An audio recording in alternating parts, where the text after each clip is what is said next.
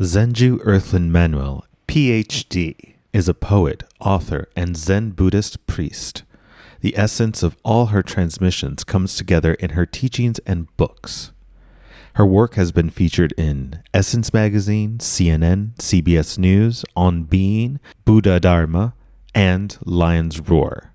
She holds an MA from UCLA and a PhD in Transformative Learning from California Institute of Integral Studies. She formerly worked for decades in social science research, philanthropy with major foundations, director for nonprofit organizations, including those serving women and girls, cultural arts, education, and mental health. Hello and welcome back to the Collective Trauma Summit. My name is Thomas Hübl. I'm the convener of the summit, and I'm very happy and delighted and very curious to sit here with poet and author and Buddhist priest Zenju Earthlyn Manuel. So Zenju, a very warm welcome, and I'm so happy and I'm very curious to have our conversation today. So very warm welcome here. All right. Thank you, Thomas, for inviting me. And I'm very excited about the conversation with you. And before we begin, I want to honor all those who have come before me, who are the reason why I sit here before you. I want to honor all the teachers, sages, and prophets that have taught me and have walked with me, and all of those unseen spirits of the various elements that have been with me, those of the fire, the earth, and the water. And I want to give thanks and honor, at least, the spirits of the indigenous, Native American indigenous who were the caretakers of this land, who are still here taking care of much of the land, but not all of the land. And so I want to honor what has happened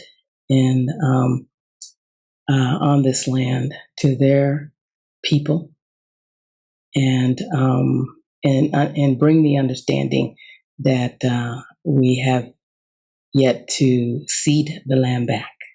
And so I just wanted to make that clear. So all of that I speak with, all of this I honor, and I'm grateful for those who walk the path that you walk, Thomas, who walk the path of spirit. Thank you. Oh, that's so beautiful. It's so soothing. It's so, like, there's something very true when I listen to you. It touches me also, how you bring in the deep honoring of tradition. I often call this, that's the one tradition is the tradition of life, the light's being passed on from generation to generation. And it's beautiful that you make such a dedicated space for that invocation and honoring. So thank you for that. It's beautiful. Beautiful. And I think especially in our often, Western modern society, in the hyper individualized self, everything is around me and what I'm going to do and but the recognition of the depth that lives in us. And that, I think that brings us already to the deeper matter of our conversation, is like that I believe often trauma creates that disconnect also within our ancestral lineage and between each other, and creates some kind of separation, sense of separation. Mm-hmm. And maybe before we go into the ancestral separation, maybe you want to share with us a little bit, since you devote your life deeply to the spiritual path. And that's something that's very close to me, and I'm always interested. What was the initiating factor? Was that from the beginning, from day one, like that? Was there something that happened for you that initiated you into the spiritual journey? And so maybe you can just speak to that a bit for us. Yes, I think the largest and most potent incident and earliest, I'll put it that way, incident that happened to me in my life was to lose a childhood friend at 6 years old. And I was amazed. I was shocked, actually, that I even wasn't sure if the story was true. I had to go back and ask my older sister, did I lose a friend at 6 years old? And she said, yes, you did. And she was someone I played with. You know, we rode our bikes up and down the block. She lived around the corner with her aunt. Her aunt was from either Texas or Louisiana, because the area had migrants from Louisiana, Black migrants from Louisiana, and Texas lived in that area because, you know, you just share places and work, you know, where to live and where to work when you come to a new state. And so this child, my friend, was living with her aunt. They hadn't been there long, but I really enjoyed the little girl's company.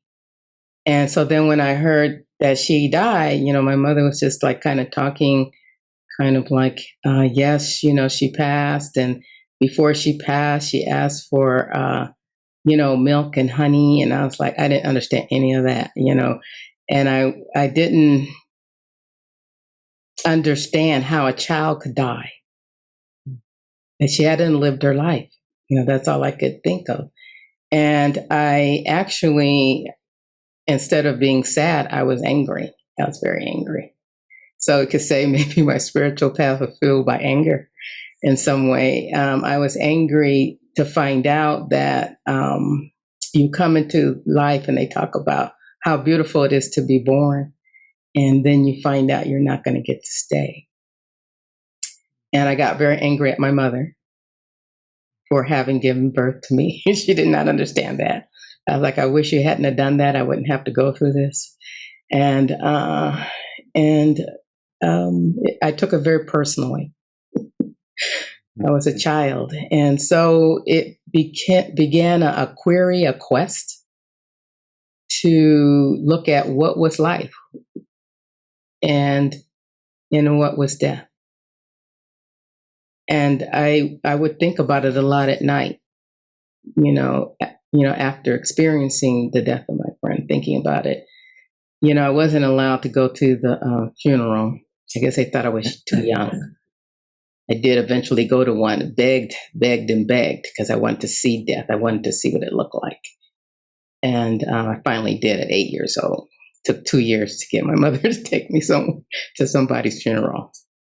But I didn't get to go to hers, but I would ride to her house every day on my bike. And there would be a black wreath on the door. That's what they used to do in the old days, which I still think it's a wonderful ritual, so that everyone knows that this house is in mourning, and you know where to bring the food, find out if they need anything.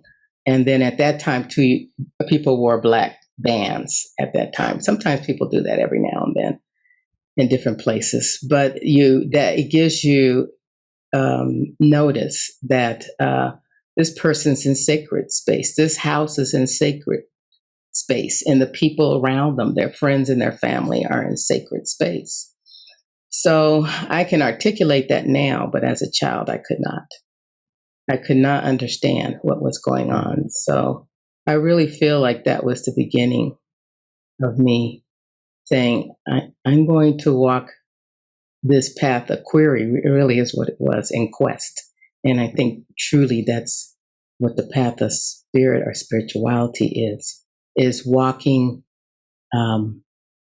with a quest, with an inquiry about this life, and discovering what is it, and that we're here for, or it doesn't even have to be what we're here for, just what is it that this is? What is this flesh and bones? What is this that is born from a place we don't really know biologically, we could say, but where are we from? Where did you and I come from? And how did you and I come to be right here, right now together? How? and how will, and where are you and I going when we drop the flesh and the body and the bones? We don't know. And I think that's kind of the most gnawing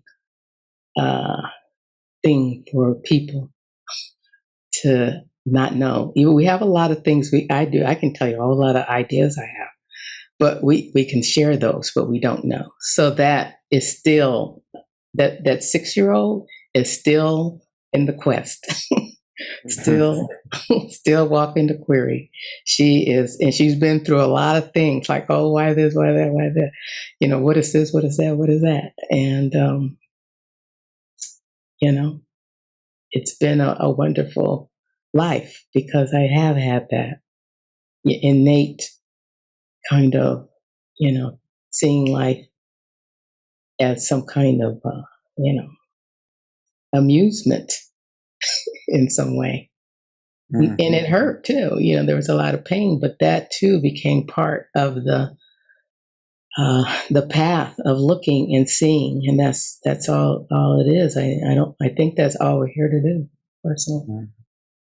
It's lovely. You're transmitting the curiosity and this joyful curiosity of your inquiry. You're transmitting that as you speak. So that's very beautiful. It's like I'm looking into this face of your curiosity. That's lovely. It's beautiful. And so, how did that influence? Like you're deeply into Zen practice, but you're also deeply into like the shamanistic tradition.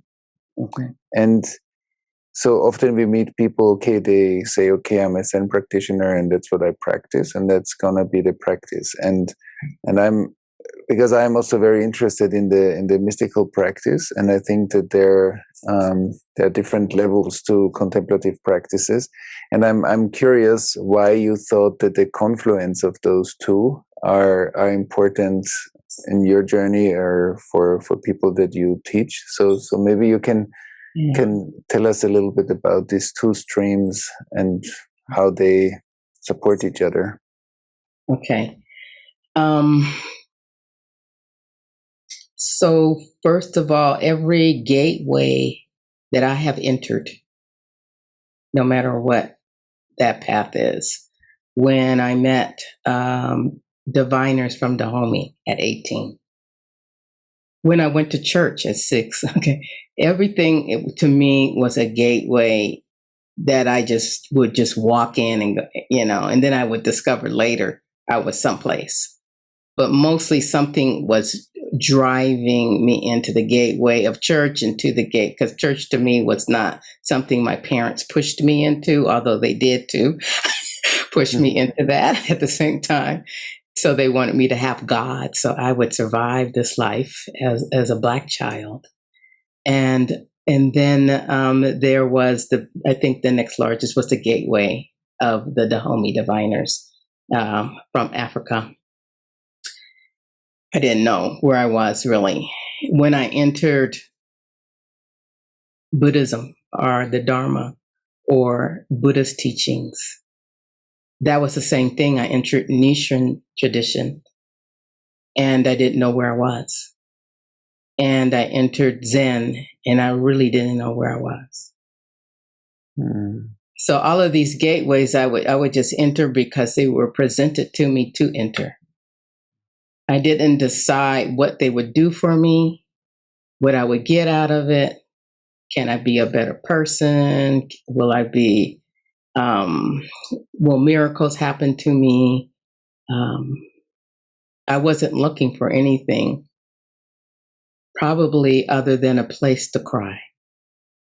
A place to cry, a place to pray, a place to be joined in those things, a place for joy, and a place for healing together. I think we speak of that collective healing in action.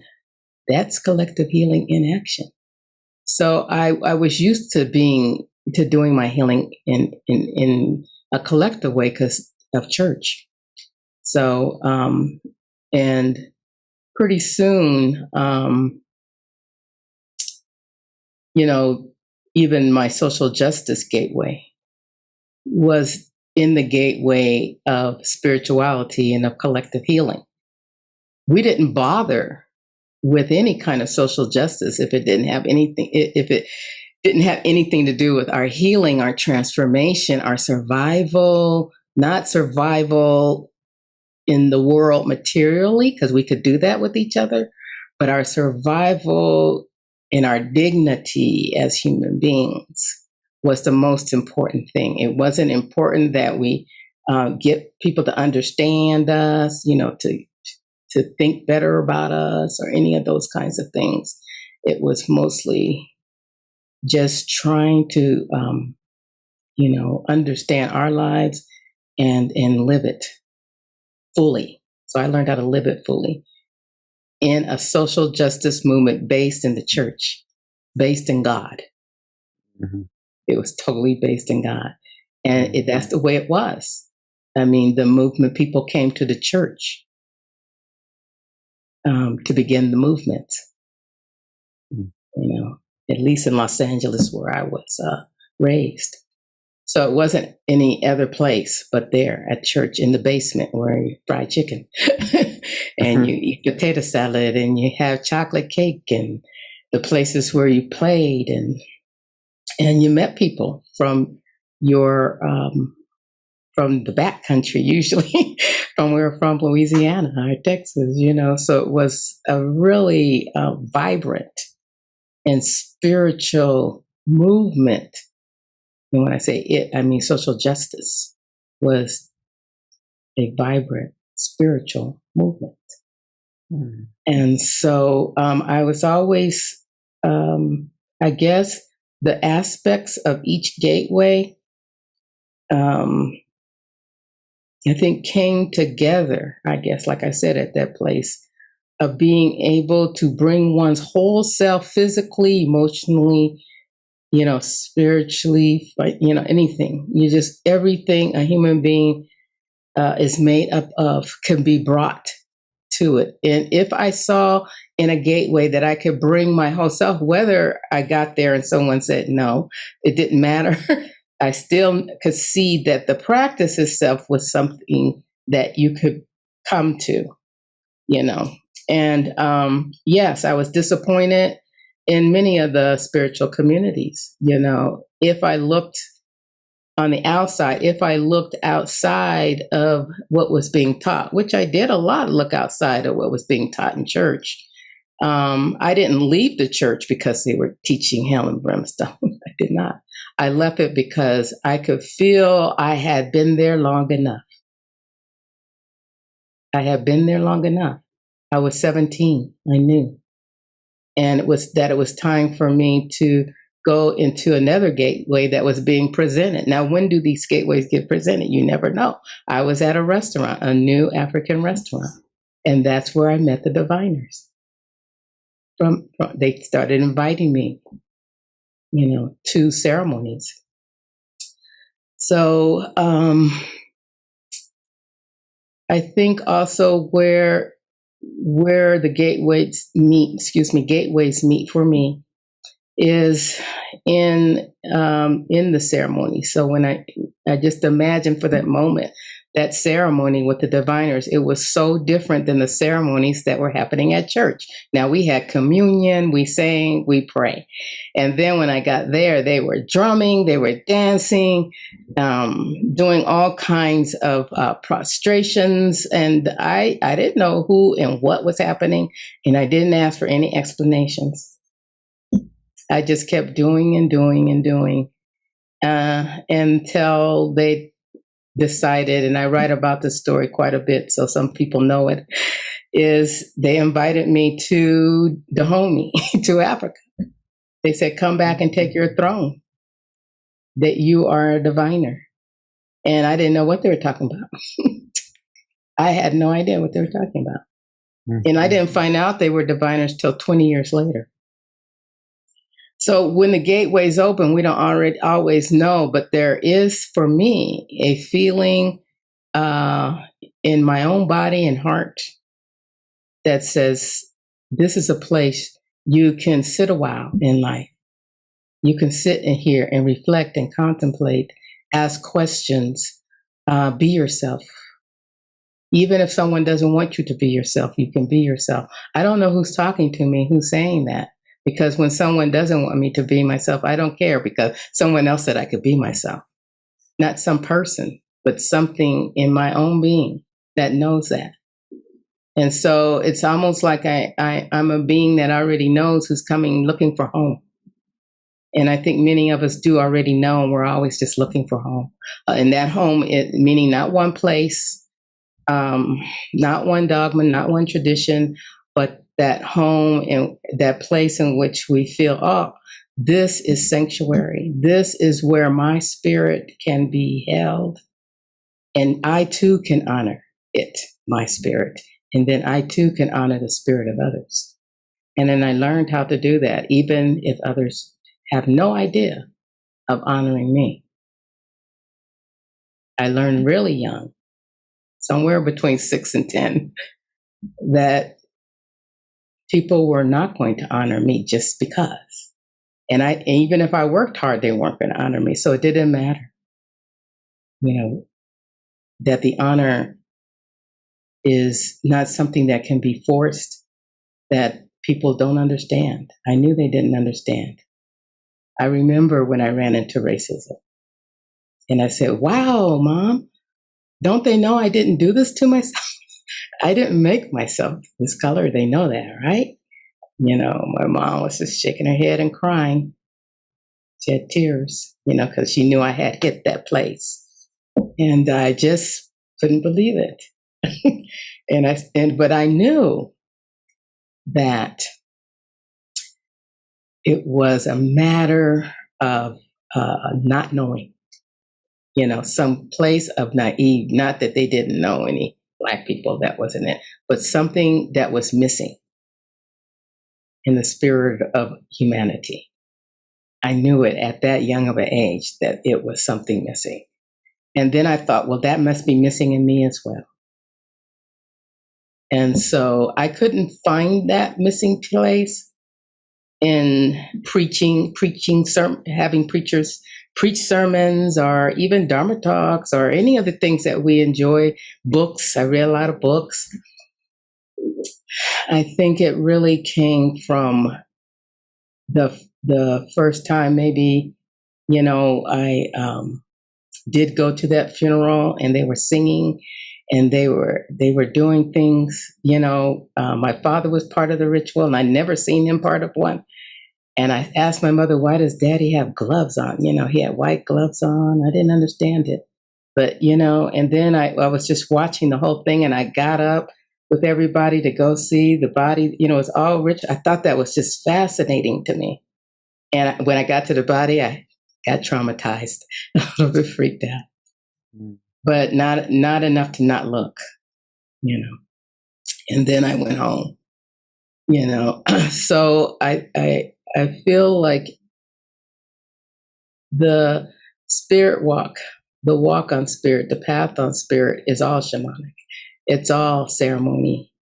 And when we talk about it, that's when separation can begin. Not all the time, but it can begin, because each one of us will talk about it differently, an experience that we all are having in common, but we're going to talk about it differently. We may talk about it from psychological, sociological, social justice, from pure energy, integral energy, metaphysics. There's all kinds of ways to talk about it. But once we start talking about it with each other, or trying to influence each other with our words about it, I think that's when sometimes the separation begins. And that's okay, because the ritual will bring us back together. Mm-hmm. A ritual will do it. Beautiful.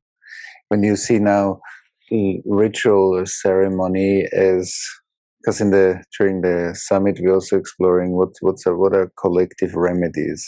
Mm-hmm. So how do you envision, or how did you experience like ritual and ceremony as collective remedies when we look at collective trauma. Mm-hmm. Maybe you can speak Yeah, to your yeah. experience. Yes, I think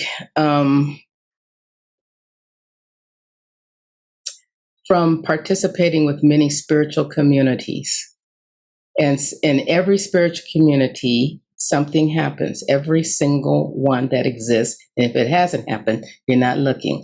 But something is happening that disrupts, that is maybe horrifying, traumatizing to somebody. And I noticed that when that happens, when there's more talking, trying to talk it out and talk about it, I think I'm not negating that that's not a good path. But if that talking and work is pulled out, maybe some kind of model or something, approach is pulled out without any kind of prep for what is about to happen before the talk, before coming down, some type of I call it, spiritual prelude or something, a prologue, something before that must come so that the space is in the energy of that sacred space created before. So not even an action. So some people, I've seen some people, they might, who follow various traditions, might pour water. Some people offer incense. Some people, sing a song. All of these things are real important. But what I find is that part of the program is 3 minutes, and the talk is 3 hours. And it should be in reverse. The ritual should be 3 hours, and the talk 3 minutes, if talk at all. Mm-hmm. If you haven't felt anything in the 3 hours, a way of,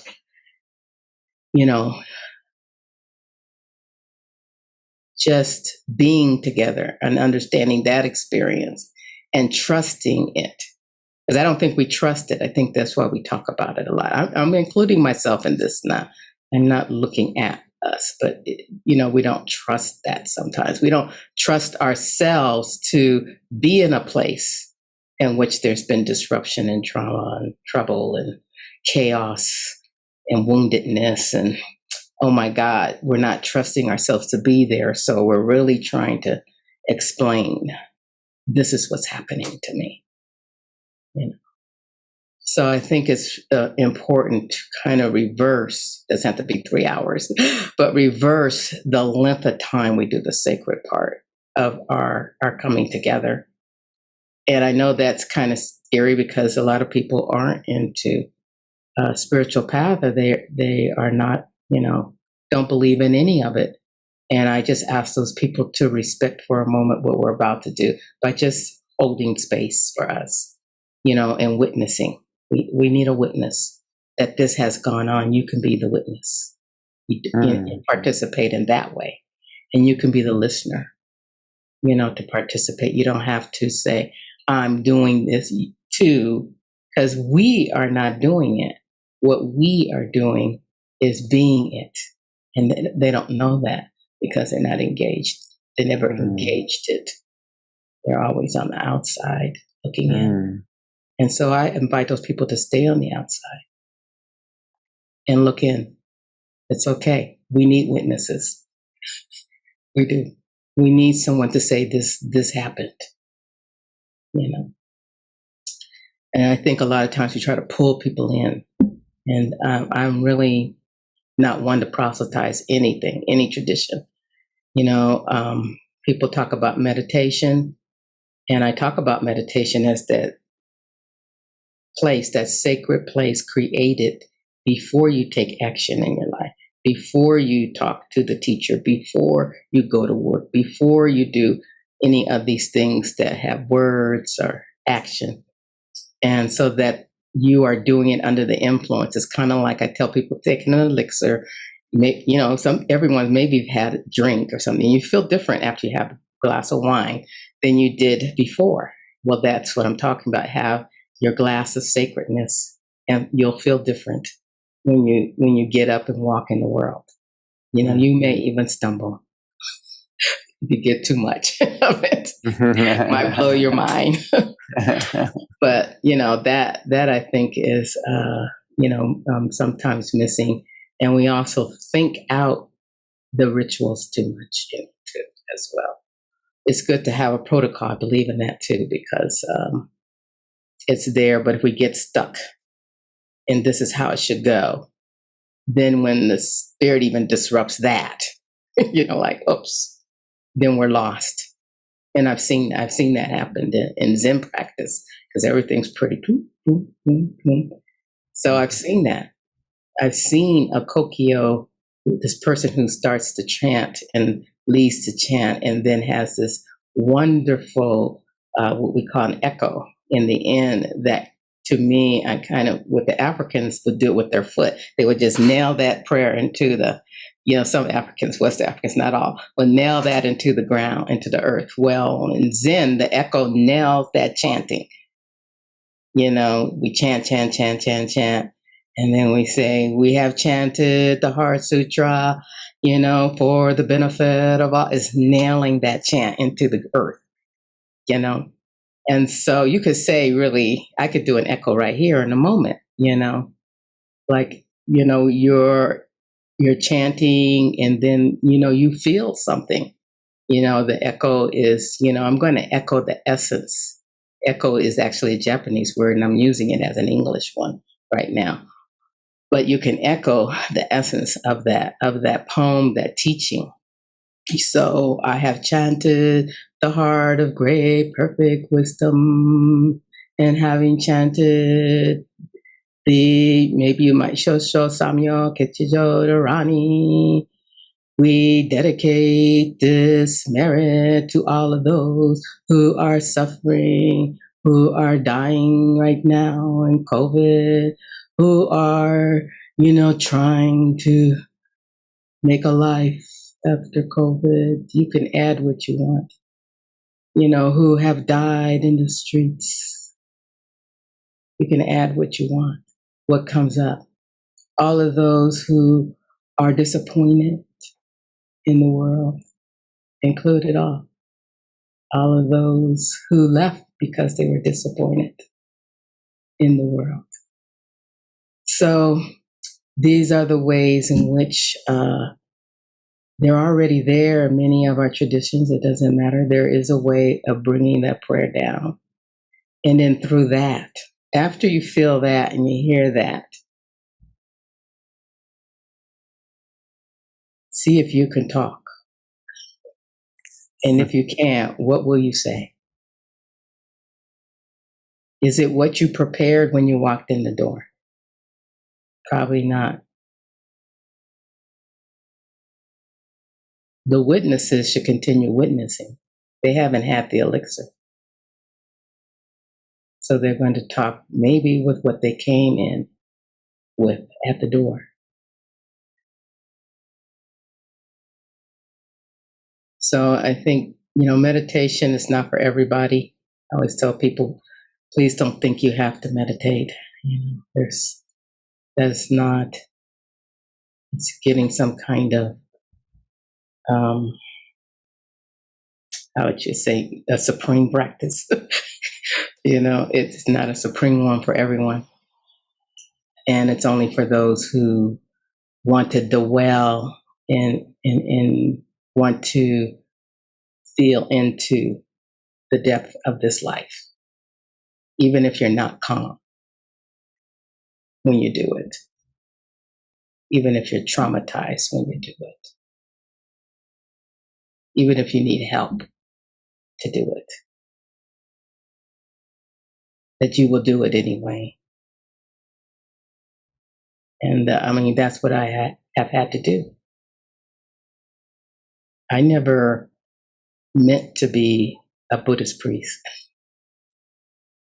Ever meant to be one. Someone told me I write poetry. Okay. They still today tell me, oh, that was poetic. I go, wow, it was. You know? And to me, I'm just writing. I'm writing from the from that depth of the silence, and I'm writing from there. So it's poetic. You know, the action of that may be poetic. You know, so I actually, you know, you invited me to if I wanted to read a piece, a poem. Yeah, and I think what I just said fits what I might want to share with you. So, from the deepest piece, I'm sharing the section called Poetic Solitude, the poetic justice of Phyllis Wheatley, who was a slave as a child and still walked through the gateway of poetry. Mm-hmm. So powerful. So I wrote, candlelight accompanies the silence. Sitting at the desk in the spirit of Phyllis Wheatley, my poetry has arrived for the evening. I'm excited for such justice, for what I've endured. My fingers move fast. I try to settle down with deep breathing. A slow rhythm must be used in the transfer of words from their arrival from silence and their departure back into silence. These are moments that are slow but ruthless, raw, and unintentional. I'm sitting still. I write to hear. What is there to hear in the midst of destruction?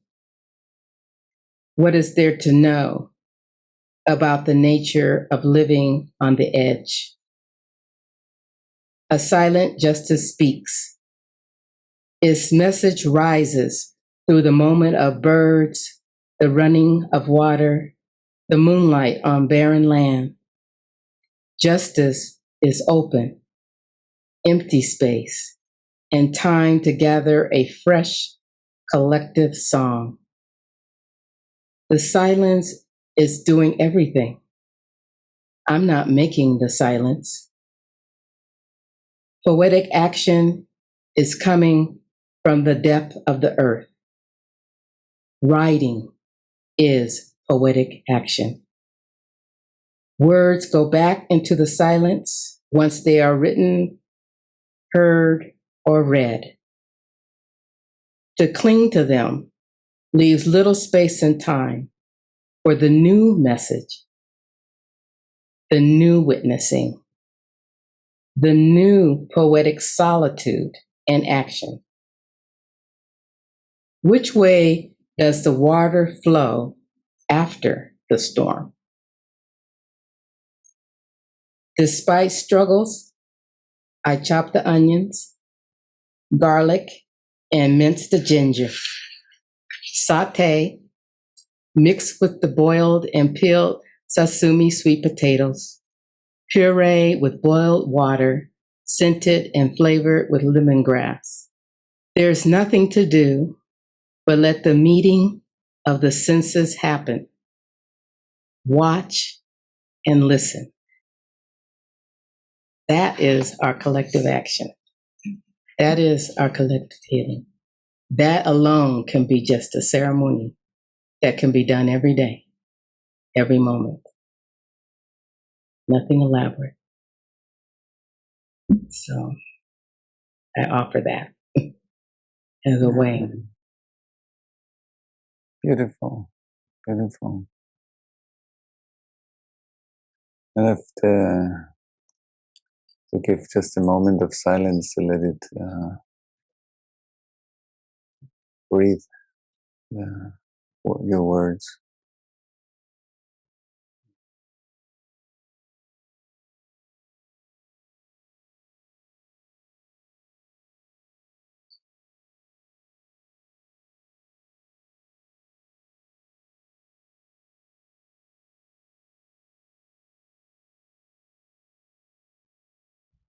maybe just because you brought it up now, like a short side trail, because that's something that I think it's very deep. That you said is that there is this the deep silence is a birthplace of the creativity that arises for you in poetry, for somebody else's drawing, or any kind of whatever innovation. And if people come to you that would, come from a place where they say, yes, it's amazing, but I don't feel the place of silence in myself. I feel too consumed by my life and too entangled. Like, what if any of our listeners, want to access that place of deeper silence? Is there anything you want to speak to? Yeah, sure. It's interesting you bring that up because just this morning I was listening to a podcast, and a person who was a spiritual person, I think a Christian minister. She was talking about contemplation and meditation, and taking time to be silent was a luxury and a privileged place, and that everyone is too busy to do these things, trying to survive, take care of their children, go to work, or deal with whatever is happening in their country. Maybe their country's under siege and all these kinds of things are going on.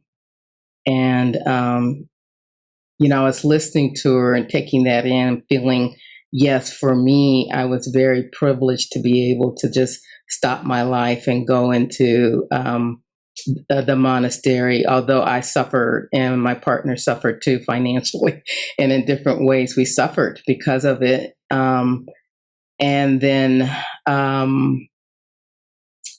I did begin to learn how not taking a whole lot of time away necessarily, or leaving, necessarily. But once I got a training in how to walk with the sacredness that came up from being in the monastery, in the meditation, that I could walk with it. It didn't matter if I were in a post office and everybody was going crazy because the line had 100 people and one person, giving out stamps or whatever. It's not so much that way anymore. But I remember literally standing, and everyone was yelling and screaming, and they were trying to get me involved in arguing about the post office and how the post office doesn't have enough people, and the people they have, they don't pay. And it was going on, and I was being a witness to that. And I was participating in it because I was definitely, giving a nod and affirming their feelings, and knowing that feeling was going on inside of me too. But I wasn't willing to join the aspect of agitation. I was only willing to hear and know it and feel it, because I was feeling it too, and they were speaking my feelings. I stayed with this sense of, I'm in the middle of a moment of life.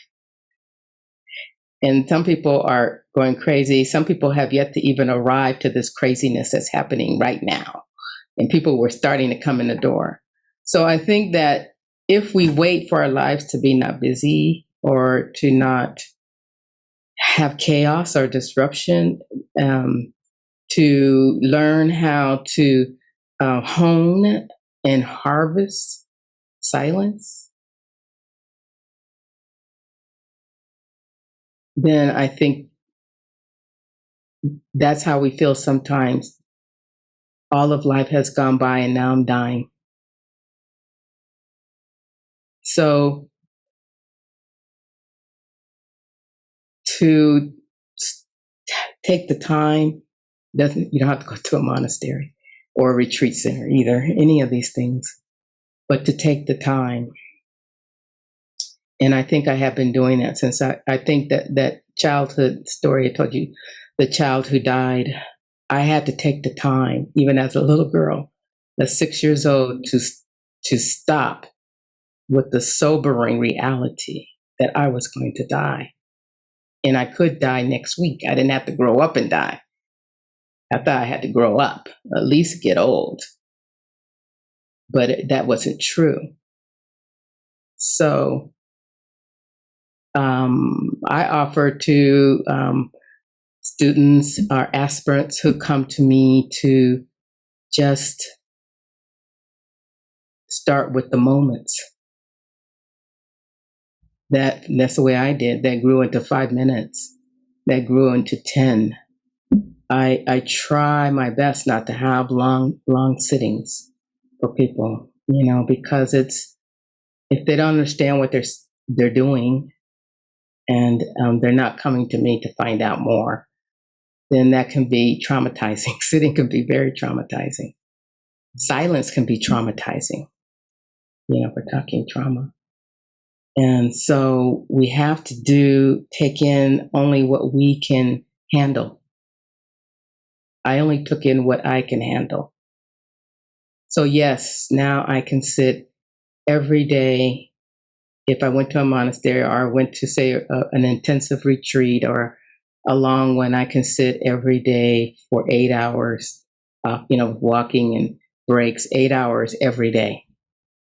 But that started with moment by moment. So, that must have taken many, many years. But some people start there. Oh, I'm just going to jump in and do 8 hours every day, and it's just not recommended from me as a teacher. I think some people do. They, go on and struggle and suffer. And I just don't like to see people suffer like that. And there's different ways, walking. Some people may need to walk first, do the walking meditation first. So while some people who hone the sitting, let the others hone the walking. And somebody can hone the lying down, and somebody can hone the standing. I mean, there's just so many ways. A lot of my stillness came from drumming. Now, is drumming still? I'm a drummer. I drum Congolese rhythms. Not too still, not too quiet, but the arrival of what comes after the last beat, that arrival to that space, that silence is so full of the power of the earth after the rhythm. So one person came to me and she said, well, there's no drumming in Zen. I said, oh, but there's rhythm. Plenty of rhythm, plenty of chanting. And there is drumming. But, maybe she didn't hear it that day or that week. There is drumming. There's a wooden drum, so it's not the drum you think it is. It's just a different place. But there is rhythm, and rhythm is very important. It's in every single tradition. I don't know a tradition without rhythm, without a way of bringing rhythm into the movement. That's why I love the spontaneous poetry that comes up in social justice movements. The rhythm just comes right up. Even when there's a protest and they're shouting, I hear the poetry. I hear the rhythm. I love it. I love it. I just, even though those places turn sometimes out to be unsafe, but there's kind of this natural inclination to go toward the rhythm, no matter where we are or where we're going. And we know that it does something for us. We know that it picks us up here and drops us off there. We know that, So does jazz have rhythm? You bet. Even if it's the quiet Miles Davis, it's just a long note, but there's a rhythm in that long note. There's a rhythm in it. So I think it's really important to take the time, whether you're busy or not, and not wait till you're sick And then, oh, I'm not busy. I'm sick though now. Or wait till a vacation time, or all of these things. Just have a moment every day, even if it's short. Because that wasn't 45 minutes. That was only 2. Have one good solid minute of just stopping. Let's call it stopping, not meditation. Just stop. And what do you hear? Children screaming in the playground, birds singing, gunshots. What do you hear? And how is what you hear impacting you and the collective around you? Not with words, just feeling it, using your body for that. And then you can go back to busy, if you want. But I would bet busy will go away little by little. Until you become a spiritual teacher, then you get busy.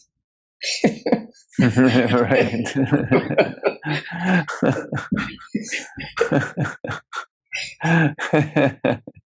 That's beautiful.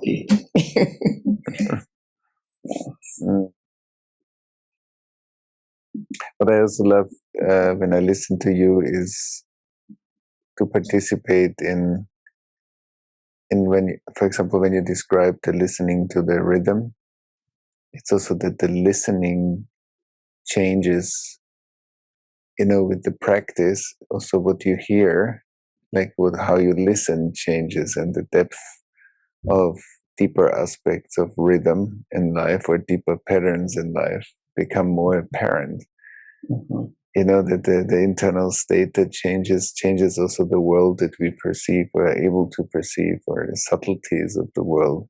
And when I listen to you, like I got a sense of like that deeper listening, like listening has depth and different levels of depth. And that was really beautiful to participate in when you shared about it. Yeah. And one thing that I think that you started us off with that contributes to depth, and you spoke periodically about it, is like to hear the drumbeat of the planet. And I think in one way you spoke about it in your initial invocation, when we honor the lineage, and a lot of trauma and collective trauma is built on ancestral trauma that has been passed on and created cyclic patterns in family streams and cultures. And maybe you can speak a little bit from your experience, like how the honoring of the ancestry and our ancestors and also lineages, like you spoke about them, the sages and the saints of the traditions. I think it's very powerful to be able to honor and bow down to the greatness of the ones that came before us. So maybe you can speak a little bit about how that creates depth, because I think that's like at the base of depth. So maybe you can speak a little bit to that, honoring the lineages and healing the lineages. Well, from the first human,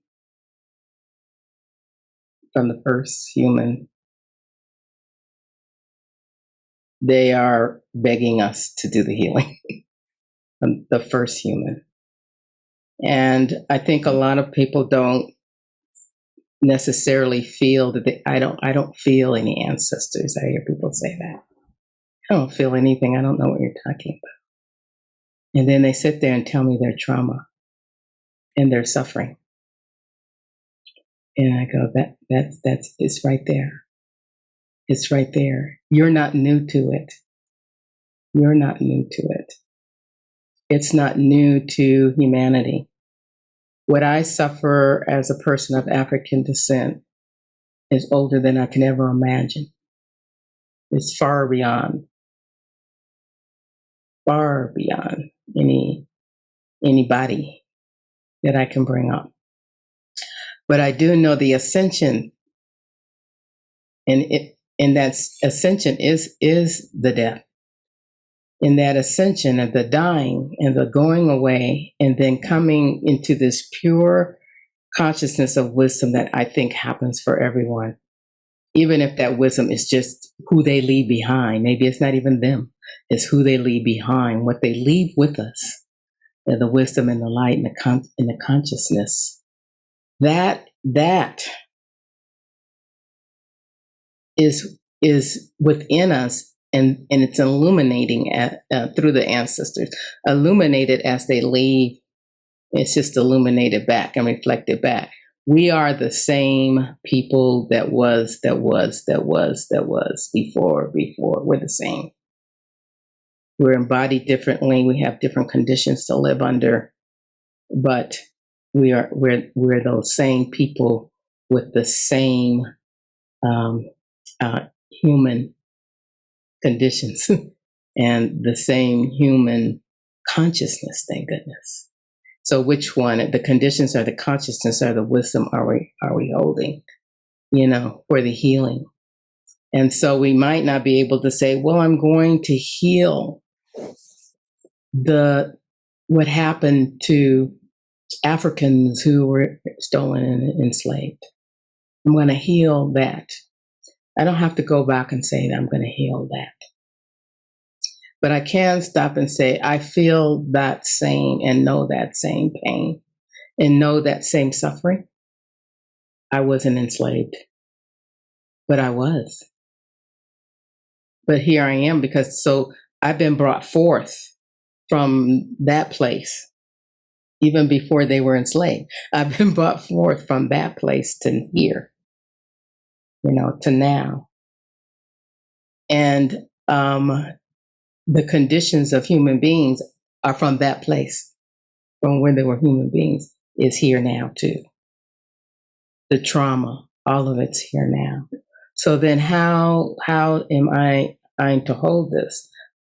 To think that I can do it. I'll do this. I am going to end this right now for us. I remember trying to end something in my own family that was happening with the women. It was some kind of, to me, similar abuses were happening to us. And I'm like, well, I hope this ends, but it didn't mean, I need to go like, let me tell you, you're doing the same thing Mama did. I didn't need to do that. All I did was put the intention out and said that I wanted this to end. Now, whether it was going to end in my lifetime in the way I want it, I don't know. And I think that that's what we get caught up in. We get caught up in that we can do it and we're going to do it. And in that process, we get all, sucked up. We jump into the bowl of soup and we're like, oh no. And so, it's not us that is doing it. But I trust that myself, that it's not us. And that what we're bringing with us is not only the trauma, we're bringing the wisdom and the consciousness. We're bringing that right in our makeup, in our DNA. And if we want to know who was there long ago, well, I see your grandfather. I see your great grandma. I know exactly how he looks. I see your great grandmother. You can see mine.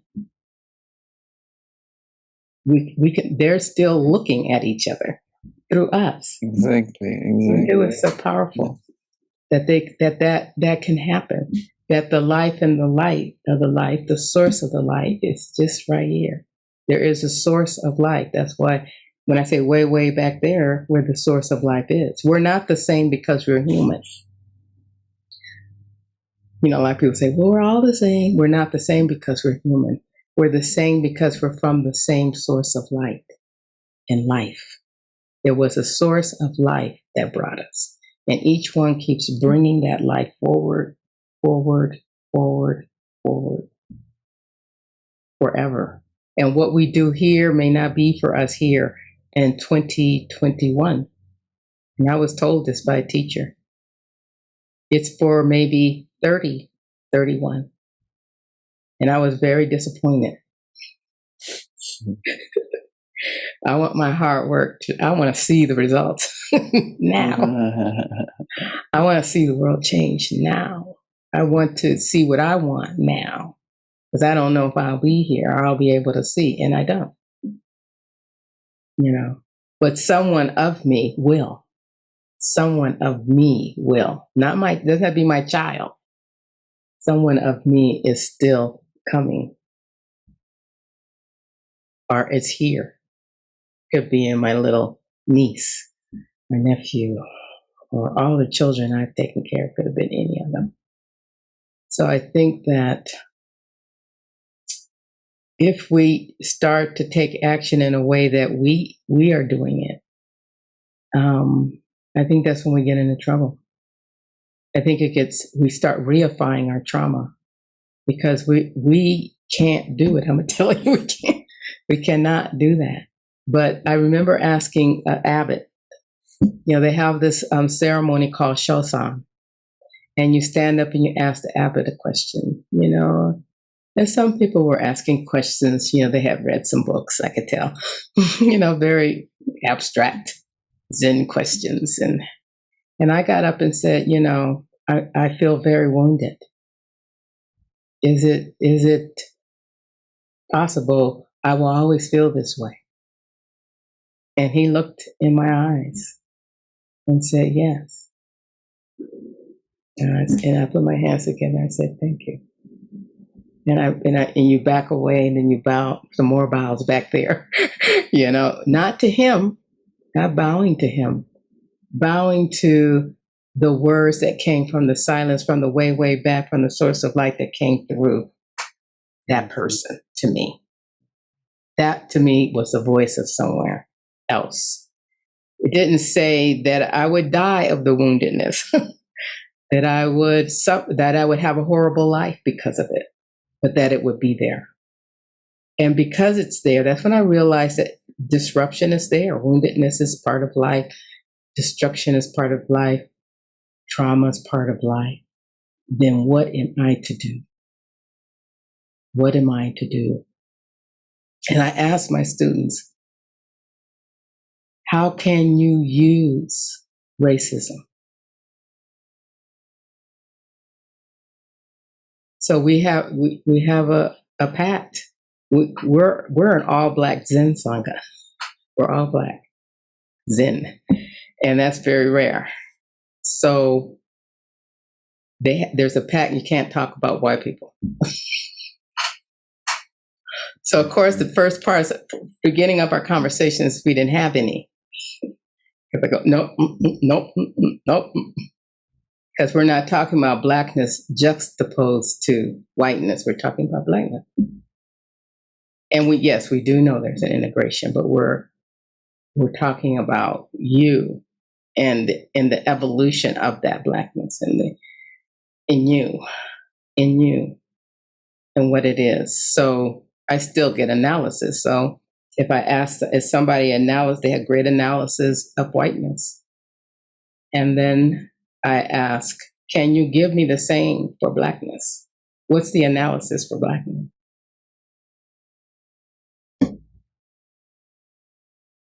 You're spending too much time out there. It doesn't matter if white, brown, it's anything out there. Because if you're out there, I know for myself when I did that, I was re-traumatized every time I did the analysis. Exactly. And then when I took this trauma and this woundedness into ceremony, because even when the teacher said, no, it's still there, and I went like this, something happened right there. Something happened to me. Not only to me, to some people who were in the room, because they came to me later in tears. It was their thing. I didn't, get engaged with it, but it was interesting to see a simple question, a simple bow, and be touched to the point that something changed for us. Not the woundedness, but something changed in how we would walk with that woundedness. Because we were going to stay alive, wounded or not. So that means we had to walk, not for the rest of our lives, but walk out of that Buddha hall into the hallway with that woundedness. Just one step. If you're just talking one step. Amazing. Amazing. It's so beautiful, so lovely. It's very deep what you shared with us. Very deep.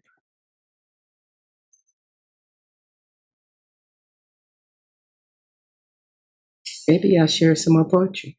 Yeah, maybe we can. I see we're already. We're at our time. I have no idea where. Yeah, but it's amazing. It's so lovely, the deep the conversation. So maybe we just finish with one of your poems. Yeah. Yeah, let's go with a short one, a shorter one. Okay, this kind of fits where we were talking about. This is in the deepest peace, rattling the bones, my ancient stories. The first breath of a spring day is surrounded by orchids in my room. Tension is hunted down in the body, then breathed out. Bones are let down from being folded up overnight. Deep breathing releases the dark river that pumps inside my body. This river can't be heard, but speaks when clogged. These bones can't be heard, but rattle when I remember, when I dig into an ancient story. The moment just past is ancient. I remember it. My bones rattle. When still, I sense the bones of the earth. The bones of those who crawled upon the earth or flew above clouds are the same bones inside of me. The same bones hold the same wisdom. Bare bones let us know life is impermanent. You don't have to believe Buddha. Accepting the passing of life brings the presence of peace.